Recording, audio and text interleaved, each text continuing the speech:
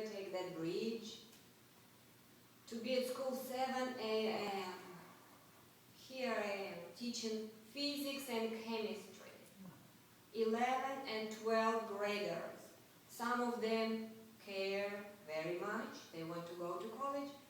Some of them not at all.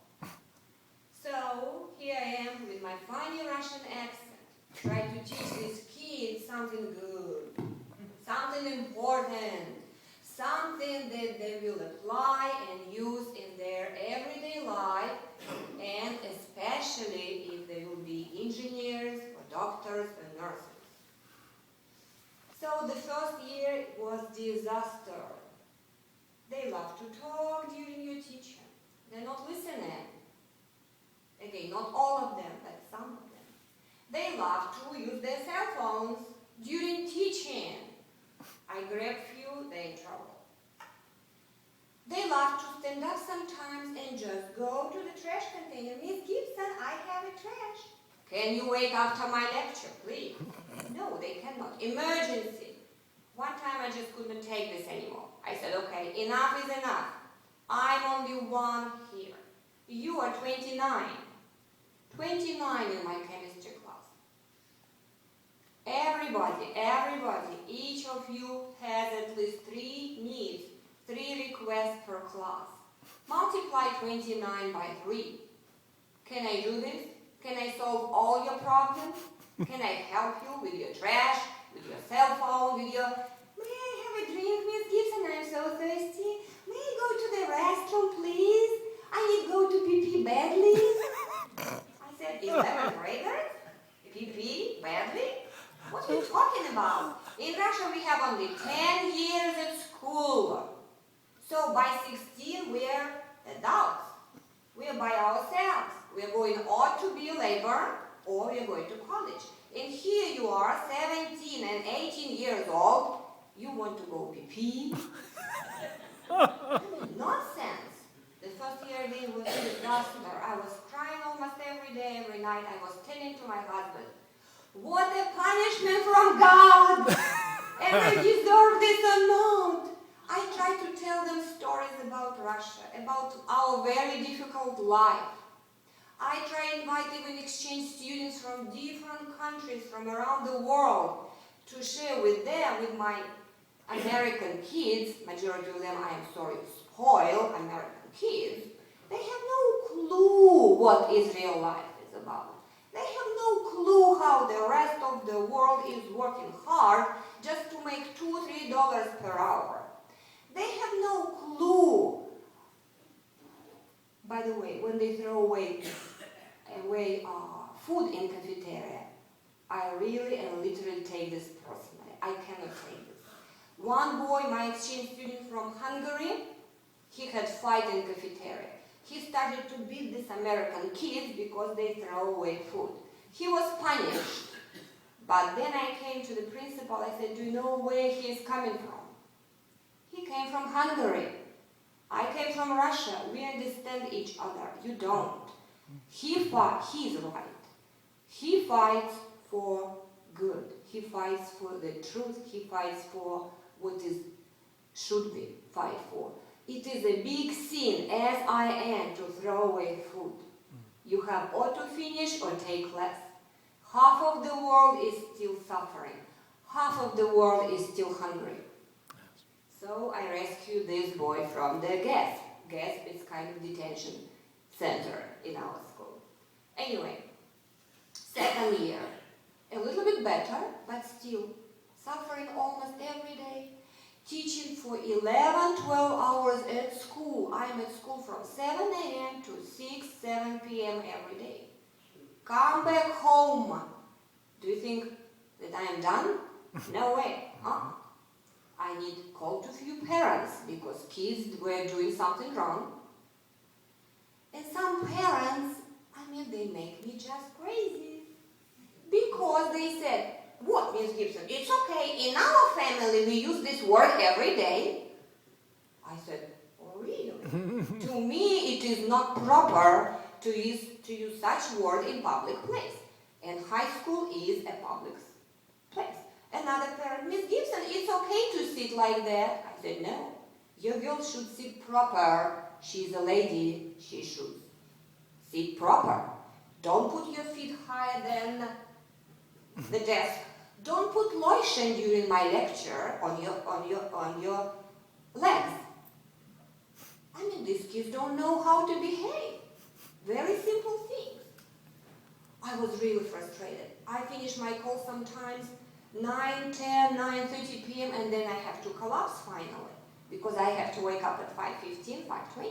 I could not. All these thoughts and emotions, they in my mind. Sometimes this first 2-3 years, I slept about 4.5, 5 hours because of all the time emotions. I tried to give them my life. I tried to give them everything what I knew, what I care for, not just physics and chemistry. Some of them were taken, some of them not. So after 2 years, again crying, not maybe every day like the first year, but maybe twice per week. I was much better the second year. My husband started to think, maybe you don't need to teach, we can survive without your money. I said, no, I'd like to do something for these kids. They have to learn how to survive in this world, they have to learn how to behave in this world, and they have to have some skills, at least skills, simple skills to listen to and to respect to their teacher and other adults. Third year, I was much better.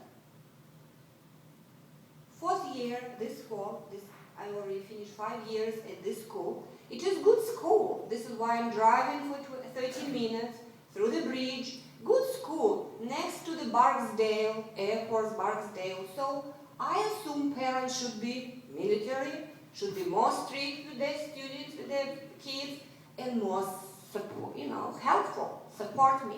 Some of them, yes, they do.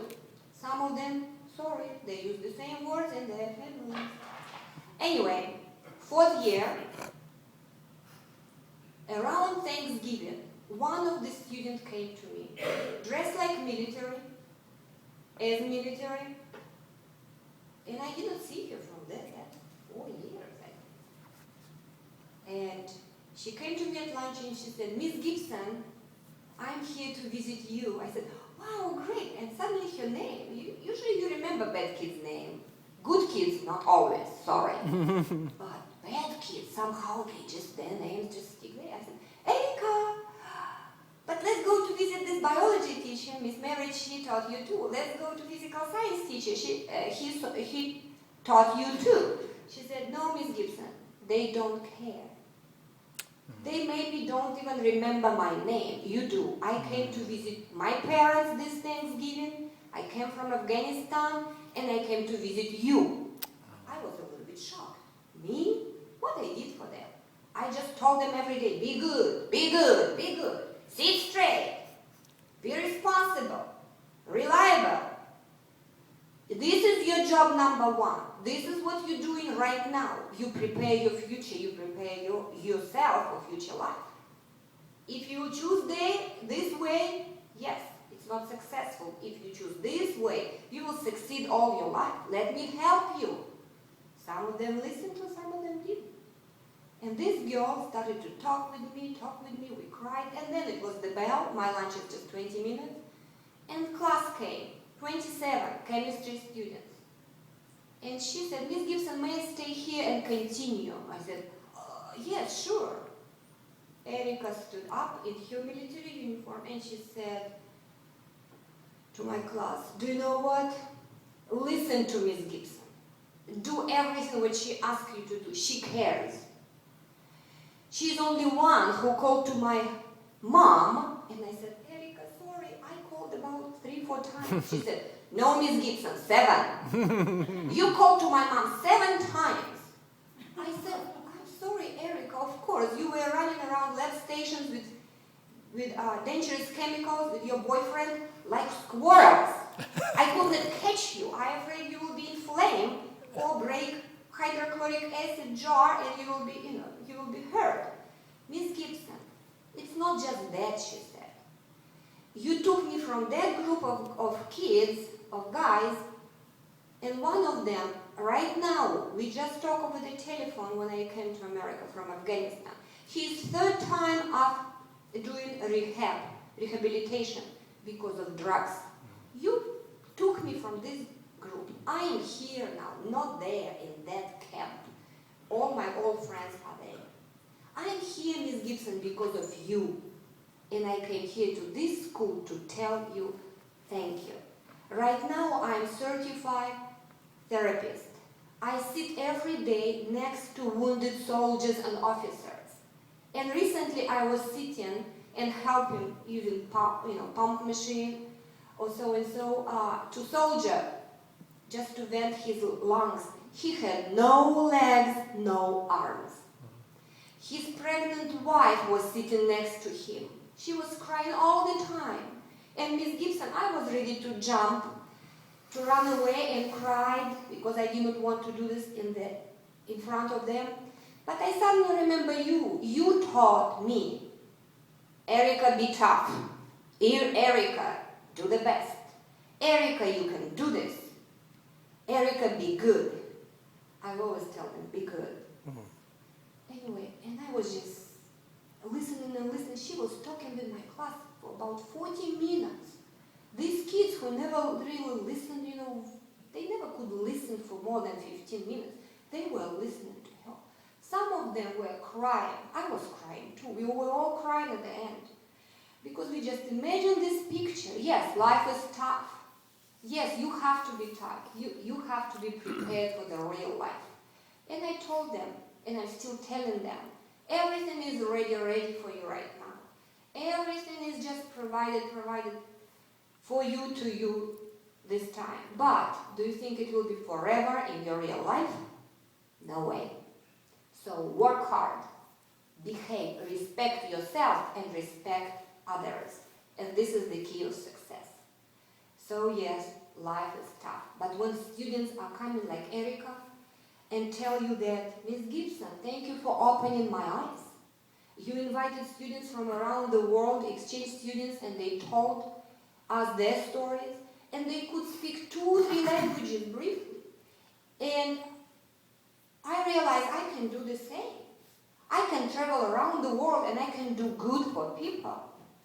And Miss Gibson, thank you very much for your lessons. Not just lessons of chemistry or physics. Thank you very much for your lessons of life.